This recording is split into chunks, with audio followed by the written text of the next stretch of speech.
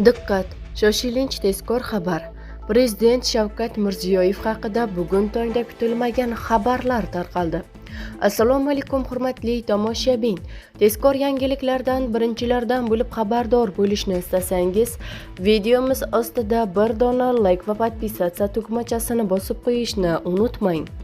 O'zbekiston Respublikasi Prezidenti Shavkat Mirziyoyev bugun tongda narkobiznesni qurol bilan emas, pulsiz qoldirish orqali yengish mumkinligini aytdi.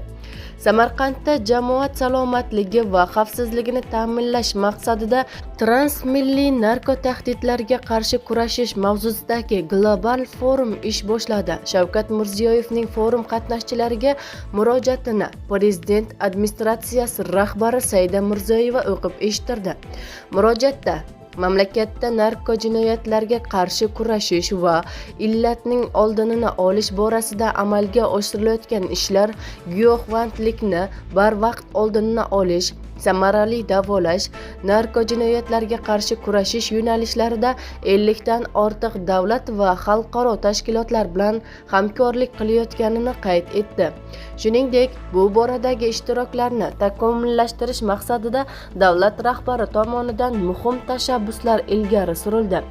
Birinchidan, transmilliy narko jinoyatlarga qarshi kurashishda tezkor axborot almashinuvi hal qiluvchi ahamiyatga egaligi bois barcha ishtirokchi davlatlar huquq-tartibot idoralari ma'lumotlar bazasini birlashtiradigan, sun'iy intellekt yordamida ishlaydigan yagona raqamli platformani ishga tushirishni taklif etdi. Bu forma narkotrafik yo'nalishlarini barvaqt aniqlash, xavfli yuklar harakatini erta bosqichda fosh etish, transmilliy jinoiy guruhlar faoliyatini real vaqt rejimida kuzatib borishga xizmat qilishi kerak. Ikkinchidan, Prezident narkobiznes bu faqat giyohvand moddalar aylanmasi emas, bu milliarder dollarlik yashirin iqtisodiyot uyushgan jinoyatchilik va terrorizmni moliyalashtiradigan manba ekanini ta'kidladi.